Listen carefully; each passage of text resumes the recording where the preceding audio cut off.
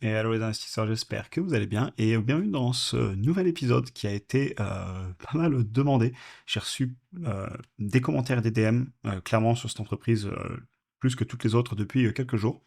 Et il s'agit de Ferrari. On l'avait regardé il y a 3 mois et je vous propose aujourd'hui de revenir dessus, un peu aussi en préparation des résultats qui arrivent, les questions que je me pose sur cette entreprise. On va aussi regarder à nouveau la valorisation, sachant que je l'avais travaillé il y a pas longtemps. Et on arrivera aussi à ma conclusion, les questions que je me pose, etc.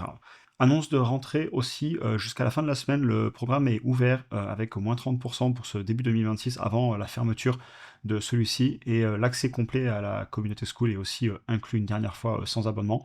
Vous y trouverez du coup dedans tous les modules de formation vidéo, ma méthode d'analyse complète, comment j'analyse une action et un ETF de A à Z, et évidemment tous mes fichiers, analyse, prix d'achat, ordre, etc., le portefeuille aussi. Et ça donne aussi un accès complet et illimité à la communauté, une communauté dans laquelle on échange entre investisseurs au quotidien avec des posts, vidéos, des lives, revues de portefeuille, etc. Et donc voilà, pour tous ceux qui veulent nous rejoindre, c'est ouvert pour quelques jours. Vous avez le lien en description si ça vous parle. On se retrouve de l'autre côté et on continue avec la vidéo. À noter bien évidemment aussi qu'il ne s'agit pas de conseils en investissement comme d'habitude. Donc, Ferrari, rappel hein, rapide, c'est une entreprise italienne de luxe spécialisée dans la conception, la fabrication et la vente de voitures de sport haut de gamme. Ils sont cotés à Milan et à New York. Et ça, c'est le petit résumé que je vous avais fait à l'époque où je m'étais amusé aussi à les comparer avec Porsche, où il y avait quand même beaucoup moins de volume. Ils ont quand même doublé les volumes de vente en 10 ans, mais vous voyez, Porsche, c'est du 300 000 voitures en 2024. Ferrari, c'est en 2024, c'est un peu plus de 13 700 véhicules. Et les prix de vente des véhicules sont pas du tout les mêmes. Donc Ferrari, on est vraiment sur de l'ultra luxe. Et c'est une boîte qui m'a aussi souvent été présentée comme ça en commentaire. Maintenant, il y a eu pas mal de négatifs sur l'entreprise. Ça fait longtemps qu'on en parle, on avait commencé début de l'année dernière. Vous l'avez ici, notamment en mars, ça avait baissé de 18%, ensuite de 27% depuis les points hauts, et aujourd'hui de plus de 41% depuis les points hauts. Et tout le long de la baisse, je ne pouvais pas l'acheter pour la valorisation, clairement élevée à mon goût. Ce n'est que mon analyse. Elle peut très bien repartir demain, voilà, sur le court terme. Vous avez bien vu d'ailleurs, elle était repartie en mars un petit peu à la hausse avant de continuer sa baisse. Mais il y a un moment, je suis rationnel, et aussi belle qu'une entreprise soit-elle, il faut la payer au bon prix, et c'est ce qu'on va refaire aujourd'hui, on va refaire une valorisation, je vais essayer de l'affiner un petit peu, et aussi en conclusion de poser des questions un peu plus qualitatives, ce que personnellement j'étudierai. Euh, à noter aussi que Ferrari a commencé à racheter les actions. Alors c'est pas beaucoup, hein, 14 millions d'euros, peu heureux par rapport au free cash flow, au chiffre d'affaires, etc. Mais bon, ils rachètent quand même des actions sur un niveau de valorisation assez élevé. Peut-être que pour eux la valo n'est pas élevée, pourquoi pas. Mais en tout cas voilà, c'est à noter, c'est une information récente. Et je voulais aussi revenir sur le fait qu'il y avait eu beaucoup de débats à l'époque sur l'interdiction des voitures thermiques, etc. Et pour moi, c'était un peu un faux débat. Je pense que l'électrique est là pour rester, et je suis par contre aussi contre les interdictions. Si quelqu'un veut acheter une Ferrari avec un gros moteur, un V8, un V12, quelque chose qui lui fait plaisir, je n'aime pas non plus les interdictions, et s'il y a des clients qui sont prêts à acheter, pourquoi pas. Et clairement, si Porsche ou Ferrari ou n'importe qui veut vendre des voitures à essence, et qu'il y a de la demande, bah pourquoi les empêcher Voilà. Enfin, j'en avais déjà parlé dans d'autres vidéos. Je veux dire, aujourd'hui, on a des voitures, mais on n'a pas pour autant interdit l'élevage et la vente de chevaux, même si on a des voitures. C'est un ancien mode de transport.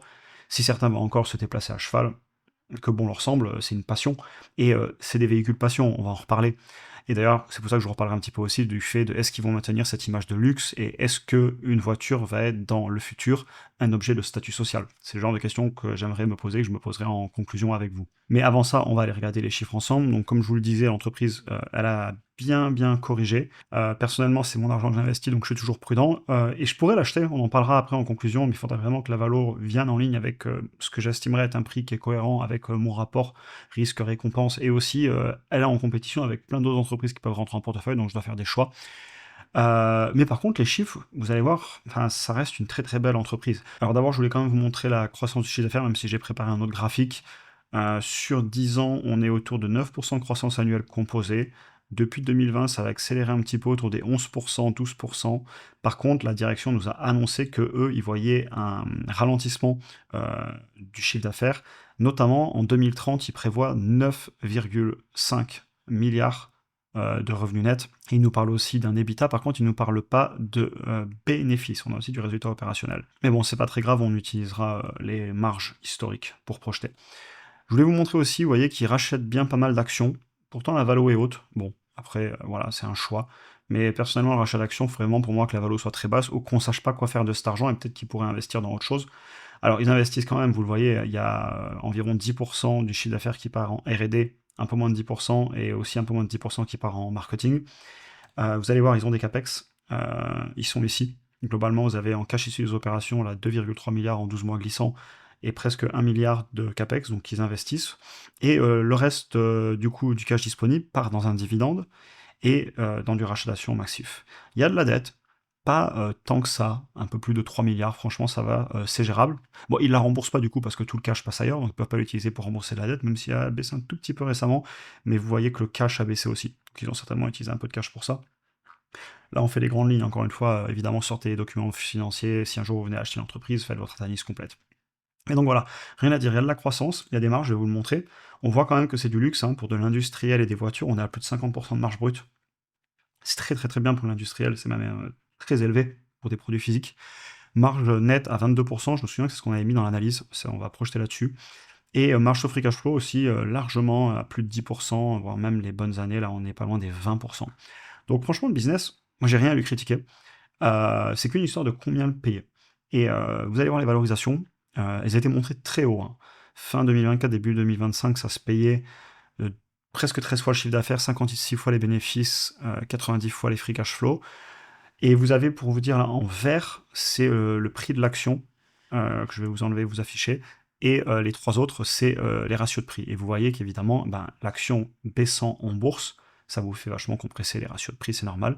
Et actuellement, ça se paye plutôt autour des 35 fois les bénéfices, 40 fois les free cash flow, 8 fois le chiffre d'affaires. Donc voilà, la décote de 40%, elle est là, on la voit dans les chiffres.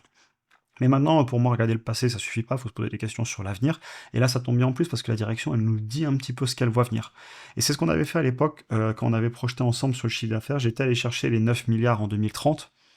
Et j'avais refait une projection aussi il n'y a pas longtemps en vidéo avec vous tous en même temps que d'autres entreprises que vous voyez ici. Et j'avais même été un peu plus généreux dans mes croissances. On va refaire ça ensemble. Je vais aller nous chercher en direct, du coup, notre chiffre d'affaires en annuel pour 2024, sachant qu'on aura les résultats dans 2 semaines.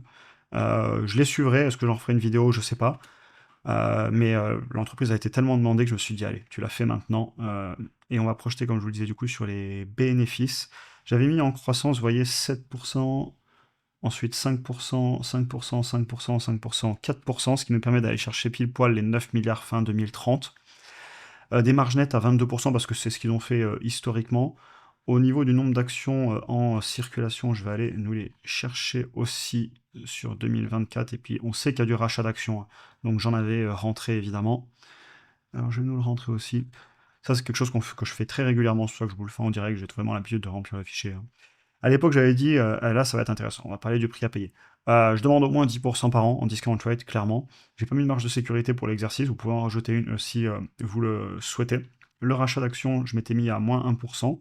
Ils rachètent pas mal hein, récemment, ils vont peut-être se mettre à racheter plus, même si racheter les actions avec la valo, que je sais elle est haute parce qu'on en a parlé il y a 3 mois et elle n'a pas corrigé autant que ce que je l'espère à mon avis, vous voyez. Ah non, j'ai été généreux, moins 0,5.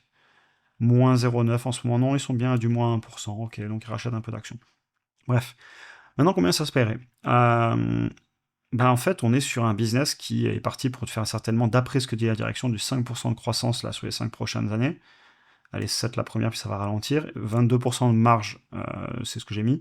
C'est ce qui s'est passé historiquement, il faut qu'ils les tiennent. Je peux pas payer ça 40 fois les bénéfices. Aussi belle que l'entreprise soit-elle.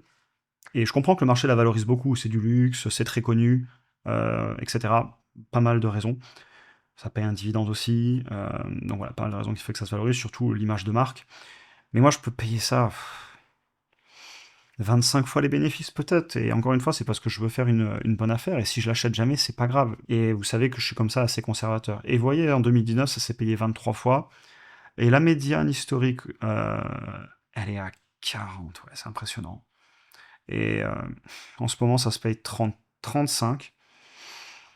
On va essayer 30 et 25. Si je nous mets à 30, ça nous fait un prix à payer à, ouais, à 200 et des poussières. Et à l'époque, la vidéo précédente, je tombais dans les 235, mais j'avais mis un peu moins de marge. Globalement, vous voyez, vous montez ou baissez un peu les marges, un peu sur les croissances, un peu sur les ratios de prix à payer. Certainement que c'est une entreprise Ouais, quand elle va arriver vers les 200, si elle y va, et quand je vous dis quand elle va arriver, elle ira peut-être jamais. Même si ne jamais dire jamais en bourse, le nombre d'actions que j'ai regardé chuter pendant très longtemps avant de les acheter, les deux plus récentes étant LVMH et ASML, et puis il y en a eu d'autres avant où j'ai été très patient. Euh, Ne jamais dire jamais, c'est pas encore fait. Mais pour moi, c'est juste cher sur le papier. Et ça, c'est ce que je dis tout le temps. Je suis obligé de mettre le rationnel contre l'émotionnel. On va en parler à la conclusion. C'est une très belle entreprise. Mais c'est juste qu'à un moment, si je mets pas un prix à payer, bah, j'aurais pu me dire, quand elle avait baissé de 27%, ouais, 340, je l'achète, elle ira jamais plus bas. Mais moi, mon prix à payer, c'est 200 et des poussières. C'est pas 400, c'est pas 500. Et je regardais d'ailleurs la vidéo des analyses, ça m'amuse beaucoup. Là, c'était la vidéo d'il y a 3 mois. Alors, c'était coté en dollars, mais c'est juste un taux de change, parce qu'elle est cotée aussi à New York. Il y a 3 mois, les analystes nous disaient dans un an, elle cotera à 550. On est 3 mois plus tard, ils ont déjà baissé de 100 dollars. Ne vous inquiétez pas qu'ils vont suivre le cours de l'action. Donc, évidemment, mener sa propre analyse, ne pas que se fier à ce qu'on dit. Et de n'importe qui, d'ailleurs, moi le premier, faites vos analyses, n'écoutez pas forcément ce que je dis. C'est bien de prendre des avis et ensuite de se forger sa propre opinion, ça aide. Moi aussi, je parle avec vous tous dans le school, etc. Mais in fine, si je venais à l'acheter à 300, alors que j'avais écrit noir sur blanc que pour moi c'est 220, je commence à m'y intéresser. J'ai pas dit que c'était l'affaire du siècle. C'est un prix que je serais prêt à payer. Il faudrait peut-être une décote en plus pour que je l'achète. C'est bien probable. Ce que je veux dire, c'est qu'à un moment, je suis obligé de suivre ce que j'ai dit parce que si je l'achète plus haut, eh ben, je vais stresser. Et si j'achète à ce prix-là, au moins je saurai pourquoi j'avais acheté ce prix-là et que j'ai raison ou tort. Je vais beaucoup apprendre. Et c'est vraiment cette idée que je défends au maximum. Je sais jamais, et je ne sais pas, encore une fois, dans ce cas-là, et je ne saurais jamais vous dire où on sera dans 6 mois, dans un an, etc. Par contre, je sais être patient et savoir combien je suis prêt à payer, tout simplement. Ce qui va nous amener un petit peu à la conclusion. Belle entreprise qui dénote beaucoup du reste du secteur de l'automobile. C'est plus du luxe que de l'automobile et je suis d'accord. Ce qui va m'amener d'ailleurs à me poser des questions que je vais vous montrer en bas, parce que dans le luxe, il y a des caractéristiques que j'identifie personnellement. Au-delà du prix à payer qui est élevé à mon goût, et c'était le cas là-haut, je l'avais dit à partir de... Ben, moi j'ai commencé à en parler, je crois que c'était, vous retrouverez, mais c'était en gros mars 2025. Donc en mars, je trouvais ça trop cher, en octobre, je trouvais ça trop cher, et en janvier 2026, je trouve ça encore trop cher. Voilà, je peux pas dire autre chose. Maintenant, il y a des questions que je me poserai en préparation de si un jour ça baisse encore. Et du coup, je partage aussi les questions que je me poserai pour ceux qui souhaitent analyser le titre ou qui l'ont déjà fait. Déjà, comment vont-ils décider d'augmenter le chiffre d'affaires dans le futur? Peut-être faire repartir la croissance. Parce qu'on est dans un monde de l'automobile en grand changement, et soit vous allez faire plus de volume, soit vous allez monter vos prix, globalement, pour monter le chiffre d'affaires. Donc il faut faire soit plus de ventes, soit vendre plus cher, soit les deux. Qu'est-ce qu'ils vont faire? Si on vend plus, on baisse l'effet des raretés. Ils en vendent déjà 2 fois plus qu'il y a 10 ans. S'ils montent encore les prix, il faut que les gens soient prêts à payer en face, donc il faut monter l'image de luxe. Et c'est un équilibre à trouver, et j'aimerais beaucoup entendre la direction en parler. Parce qu'elle a augmenté ses volumes sur ces 10 dernières années, est-ce qu'elle compte encore augmenter les volumes, ou est-ce qu'elle compte arrêter d'augmenter les volumes pour monter les prix en faisant des séries plus rares, etc. Question à se poser. Il faut aussi être capable de se forger une conviction sur le maintien de la croissance et des marges, et si c'est le cas, je comprends l'intérêt. Si on pense que la croissance sera plus élevée que ce qu'ils nous annoncent, que les marges vont tenir, alors peut-être qu'on peut la payer un peu plus cher. Mais c'est nécessaire, à mon avis, pour pouvoir justifier le prix actuel, et même si ça baissait encore, de se forger des convictions là-dessus. Et j'écouterai les résultats, et j'aimerais voir ce que va dire la direction, notamment sur la vision long terme de l'entreprise et les marges. Maintenant, la question que je me poserai, ou plutôt j'ai écrit ma question, quelle est la capacité de Ferrari et du secteur à maintenir la voiture haut de gamme comme un objet de statut, de désir, un objet de luxe que les gens veulent acheter parce que c'est du Ferrari, parce que c'est une belle voiture. Et c'est vrai pour toutes les marques, hein. Pas que pour les voitures, c'est vrai pour tout le luxe.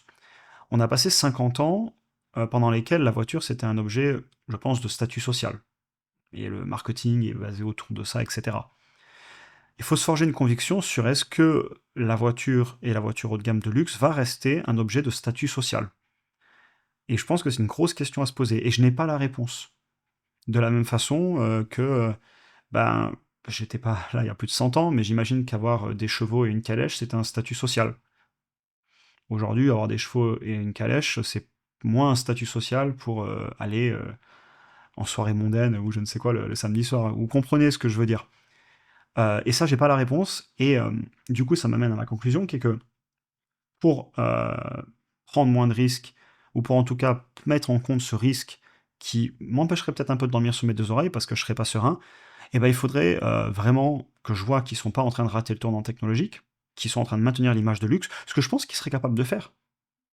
C'est possible, mais je rajoute à ça au fait qu'il faudrait vraiment une valorisation basse, et qu'en même temps, on n'ait pas de raison fondamentale pour que cette valo baisse. Donc en gros, ce que j'essaie de vous dire, il faudrait que l'action corrige, mais qu'elle ne corrige pas pour des raisons fondamentales, mais plus pour des peurs, mais que sur le long terme, j'ai confiance dans le retour de la croissance et le maintien des marges, pour la rentrée en portefeuille.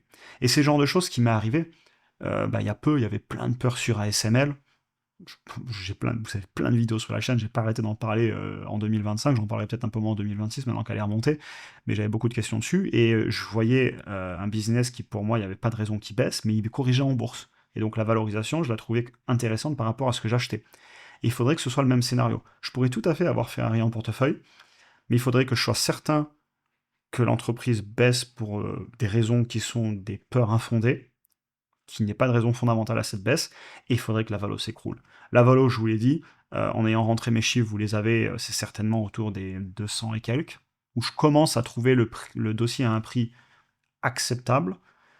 On n'y est pas, on n'ira peut-être jamais, et je leur souhaite qu'on n'y aille jamais. Et je souhaite à tous ceux qui l'ont acheté que ça va remonter. Mais c'est mon prix, c'est ce que je suis prêt à faire. Et encore une fois, je sais que des fois on peut entendre oui, il faut pas rêver, ça ira pas aussi bas, etc. Moi, je dis jamais, ne jamais dire jamais en bourse. Le nombre de dossiers que j'ai vus qu'on pensait qu'ils iraient pas, ils y sont allés. Même des dossiers que j'ai en portefeuille aussi, les traversées du désert, j'en connais et j'en ai connu. Et je suis obligé de mettre la barre quelque part. Sinon j'achète à n'importe quel prix, ce n'est plus rationnel. Et j'aime beaucoup le business. Euh, pour de l'automobile surtout. Je pense qu'ils sont positionnés pour faire partie peut-être des survivants de l'automobile, parce que je pense qu'il y aura de la casse. Mais j'ai pas assez d'infos pour justifier la valorisation actuelle. J'ai pas assez confiance et je dormirai pas sur mes deux oreilles, tout simplement. Par contre, si la valo baisse assez, on en reparlera. Donc bon, là, je vais la laisser vivre un petit peu. On verra si les résultats, si j'ai beaucoup de demandes, pourquoi pas en reparler. J'en parle parce qu'elle a vraiment été énormément demandée. Et donc, je tiens aussi à faire des vidéos qui vont intéresser tout le monde. C'est un peu l'objectif de la chaîne YouTube.